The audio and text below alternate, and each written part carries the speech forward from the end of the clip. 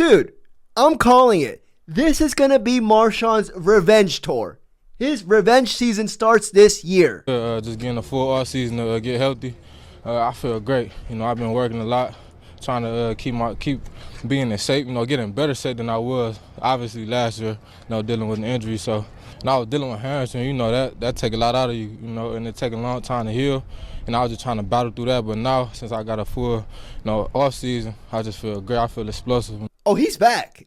He's back, hungry, motivated. And this is a guy who already played with a fire up his ass. One of the most competitive players in the league. And now he has something to prove. You don't think that's going to translate over to this year? I know damn well he heard all the criticisms, and rightfully so. He didn't play up to par, coming back from his hamstring injury. But this is people forget, like, ultra competitive dude. This man needs to beat you in everything.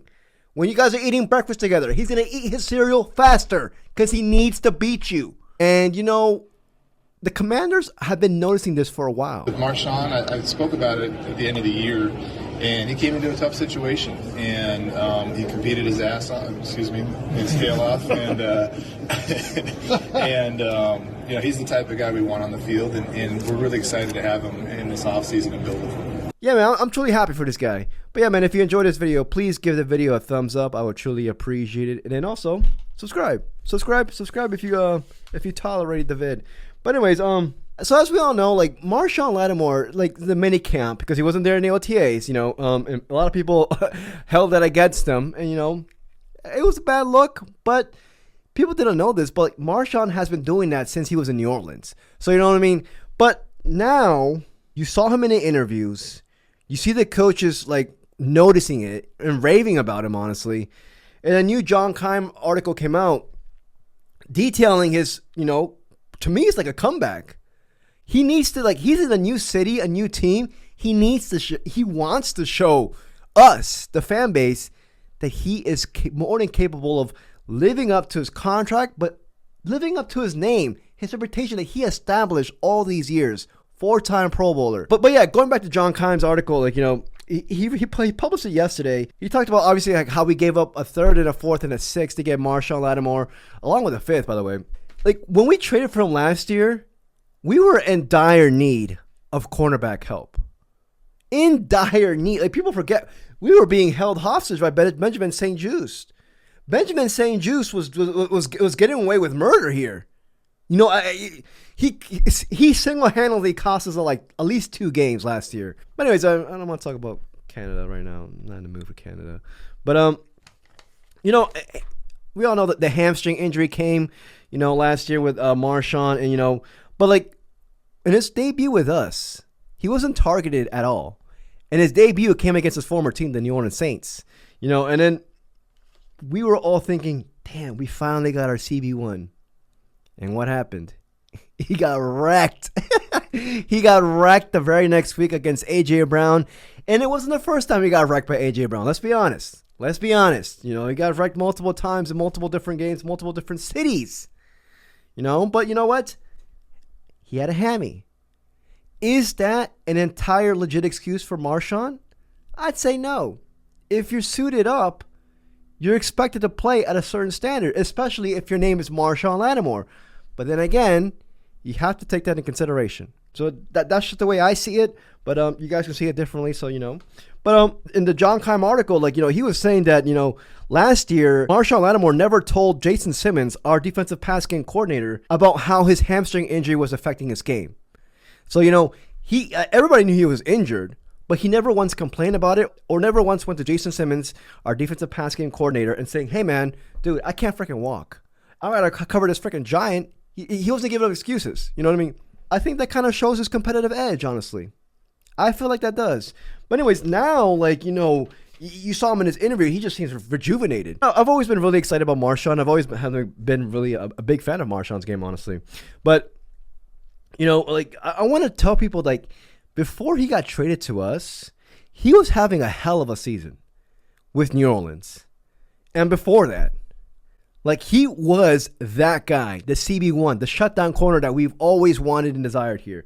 You know, like, this is his PFF grades from last year, and that includes the bad games towards the end of the season. But, 70 grade overall, 71.8 in coverage, ranking 40th out of 222 cornerbacks.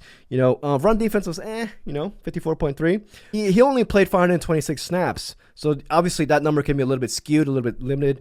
But I got a couple stats for you guys that I feel like I need to share with y'all. Last year, basically, Marshon allowed a 12.3 completion percentage, when targeted or when he was near the ball, when near being targeted, which ranked third out of 75 cornerbacks in the entire NFL. Also, he was targeted on just 9.7% of his coverage snaps, which ranks second lowest amongst outside cornerbacks. People were scared to throw the ball to him. You saw it, like the Saints didn't even look his way. They're like, oh, Marshall's there? Oh, fuck that. I'm going over here. He put the fear on the opposing team. And then also, I read another article that he didn't allow a single touchdown in his coverage since 2021. And then in his second game with us, allowed like 2, against AJ Brown. But, I just want to show that, this is a guy who I'm gonna say, yeah, still is. I'm not saying was. The fuck? What am I, a dumb dick? No, is a shutdown corner. He's not in his 30s, dude. He's still young. He got like prime years still ahead of him. So, and I want to read this stat as well because, obviously last year I was just telling you guys about how we were being held hostage by Benjamin St-Juste and all that fun stuff. But, we were one of the worst teams when it comes to our secondary play, especially cornerback play. Like, we started off with freaking Benjamin St-Juste, Emmanuel Forbes, and Frozone in the middle. We ended it off with Marshon Lattimore, Frozone on the outside, and Noah Benogany on the inside. It was a big upgrade. A big upgrade. Granted, Marshon was nowhere near, where he's supposed to be. And Frozone, he was actually, exceeding expectations. Noah Benogany had a solid season. But, even then, before then, we were ranked 28th in opponent quarterback ranking playing man-to-man coverage last year. And we also allowed an NFL worst 14 touchdowns to receivers when playing man. And what do you know? Marshon's strength? Playing man. So, this is a guy who can single-handedly change our freaking defense. Like, if he shuts down one half of the side, you got Trey Amos on the other side, Frozone in the middle. We're good.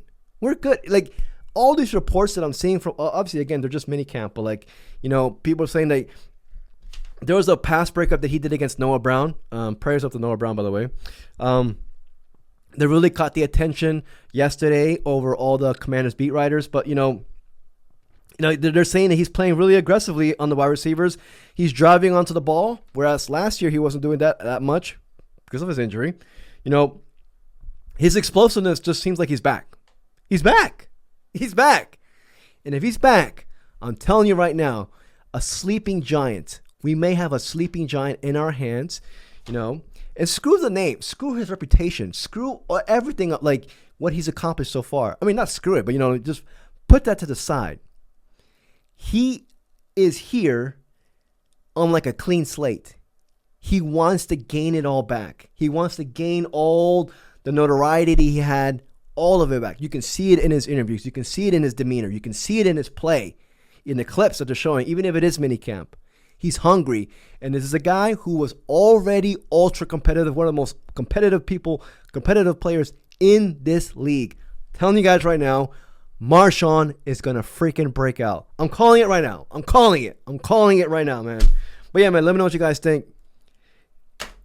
It's gotten to the point where Marshon, I'm just like, I'm already just thinking about CB2. I'm like, Marshon's going to get CB1 handled. CB2, give me Trey Amos. Frozone in the middle. Let's go. Week 1. Let's go. But yeah, man, let me know what you guys think. If you enjoyed this video, please like and subscribe. I'd truly appreciate it. To the next video. Peace, y'all.